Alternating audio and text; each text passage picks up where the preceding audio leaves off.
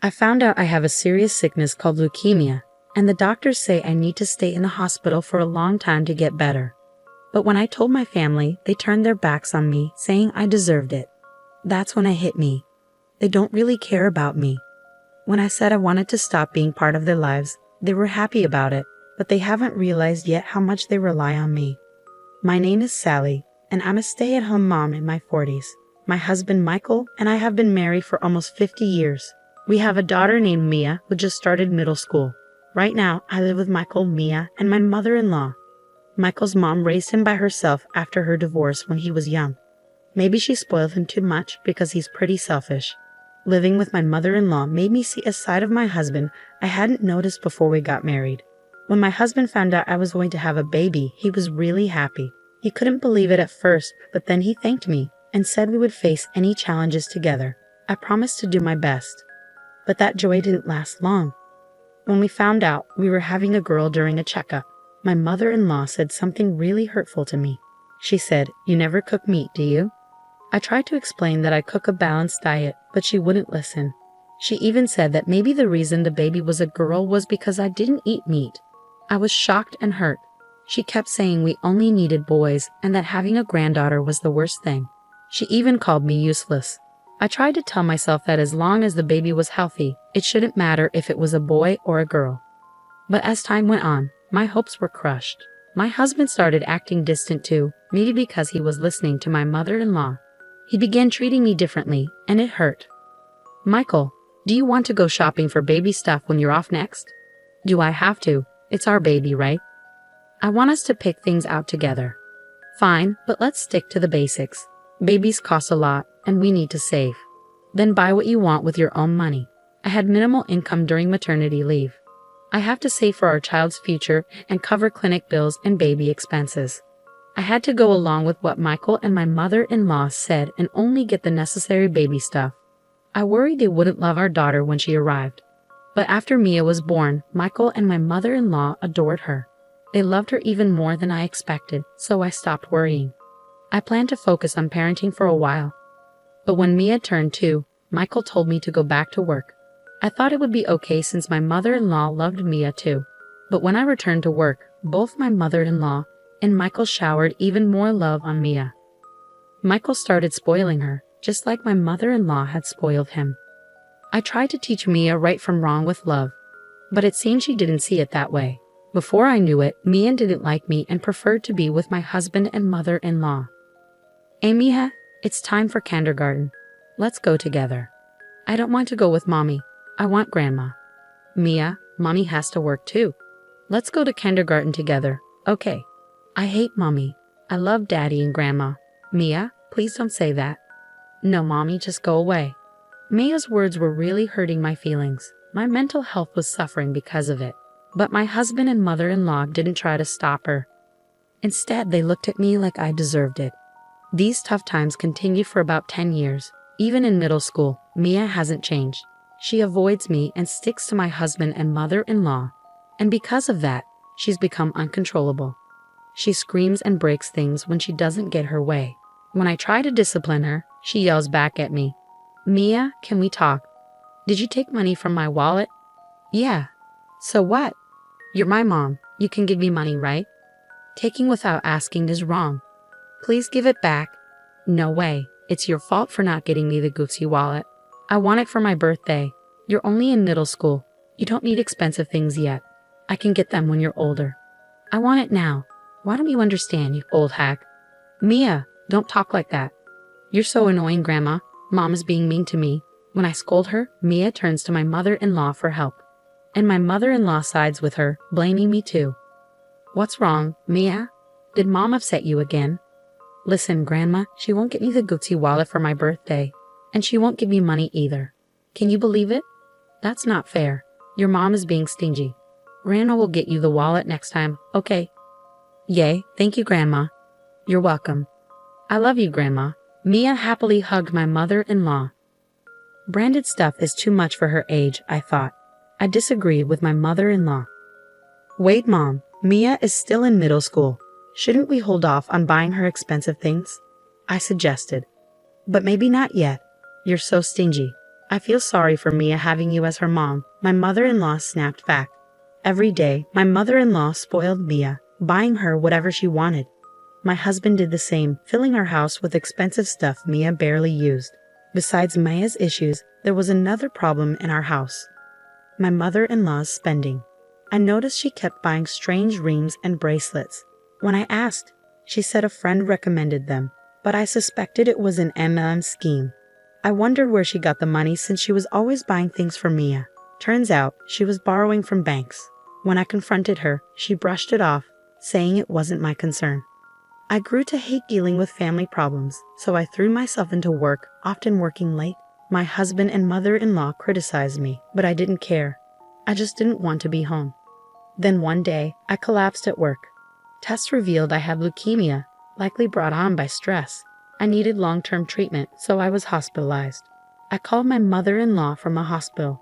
I'm sorry to bother you, but I collapsed at work. I've been diagnosed with leukemia, and I need to stay in the hospital. You have leukemia? I hoped she'd be at least a little concerned about my illness. But that hope quickly faded. It's a good thing you finally got seriously sick. I was shocked by my mother-in-law's response. What? What are you saying? I asked. I've been annoyed with you every day. This serves you right, she said callously. That's a horrible thing to say. Hold on, let me talk to Mia. I asked to speak to Mia and my mother-in-law handed her the phone. What? Mia's response was something I never expected. Mom, are you sick? She asked. I'm sorry, Mia. I have to stay in the hospital for a while, I explained. Mia's reply crushed me even more.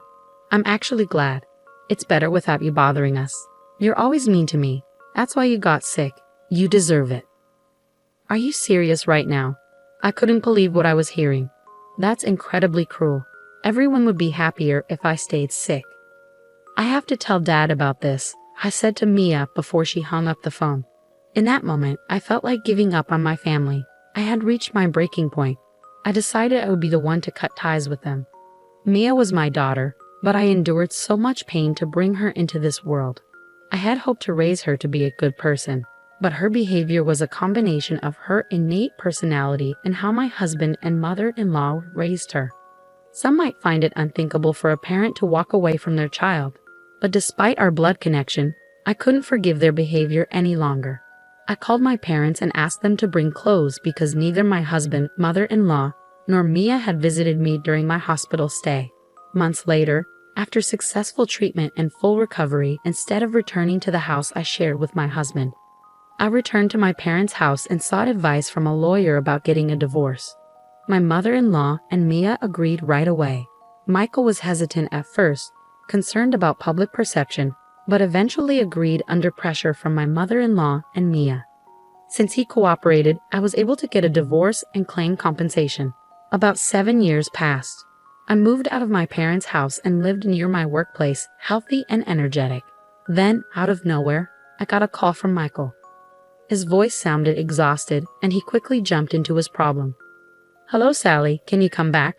What? Why all of a sudden? Things are tough for me right now.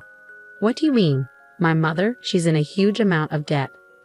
Michael had just found out about my mother-in-law's debt and reached out to me for help. The debt, which had been ignored for so long, had grown to a significant sum, and my mother-in-law could no longer keep it hidden from Michael. To my ex-husband's anxious plea, I replied calmly, "You're only noticing now. She's been in debt since I was there, from way back. It seems she got caught up in an MLM scheme. All the money she spent on spoiling Mia was borrowed from banks. I can't believe it. I had no clue. I tried to warn your mother several times, and I even tried talking to you about it. But every time, you just brushed it off. But not telling me about the debt is terrible, isn't it? If I had known earlier." "Don't say that now. After all, I was in the hospital, and none of you even visited me once, remember? I'm sorry for that. Just help me out this once." "What are you talking about?" I snapped, losing my patience. My emotions boiled over, and I found myself shouting at Michael. "Do you think you can just apologize and everything will be okay? When I was sick and needed help, you abandoned me. I regret ever marrying you." My anger subsided, replaced by a sense of release. I had finally let out everything I'd been holding in. "You should end up in debt like your mother and suffer for once. Please, calm down. I'll apologize. Shut up. It's disgusting to start relying on your divorced ex-wife now. In the background, I could hear Mia's voice. Then she took over the phone, sounding sad.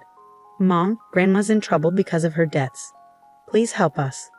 It's not my problem. Don't ask me for help. Mia didn't give up, despite my quiet refusal. Dad's struggling to repay Grandma's debts. I might not be able to afford college tuition and might have to drop out. Is that okay? So, Mom, why are you acting like this is someone else's problem? Your own daughter is in trouble. Daughter? Who? Mia's words made me chuckle. Just as she faced trouble, she emphasized she was my daughter, even though she never called herself that before. What's so funny? Michael asked. I was just thinking about how you suddenly claim to be my daughter when you're in trouble, after calling me names all this time. That's not fair. I'm your biological daughter who's in trouble, you know. But I don't have a daughter. What? No, Mom. I made that decision 7 years ago when I was hospitalized. I don't need a family like you anymore. We're divorced, so we're just strangers now, okay? Mom, please don't say that. Stop. Don't call me Mom because I'm not your mother. You should live happily with your father and grandmother who's in debt. Don't ever contact me again. You're just a burden in my life. With that, I ended the call and blocked their numbers to ensure they couldn't reach me again. After that, I heard that my ex-husband and mother-in-law were working tirelessly to repay their debts. They sold everything they owned, but it wasn't enough. They were struggling to make ends meet and even struggled to eat properly. My daughter couldn't afford her tuition and had to drop out of college. The expensive items she had were sold to pay off debts, leaving her with nothing. It seems even she is working to repay her grandmother's debts. It's heartbreaking to see my daughter facing such hardships compared to her peers. They really are foolish and helpless. They brought this upon themselves. As for me, I've purchased an apartment close to my workplace. I intend to invite my parents and live peacefully as a family of 3. From now on, I want to cherish each day with my true family and live happily.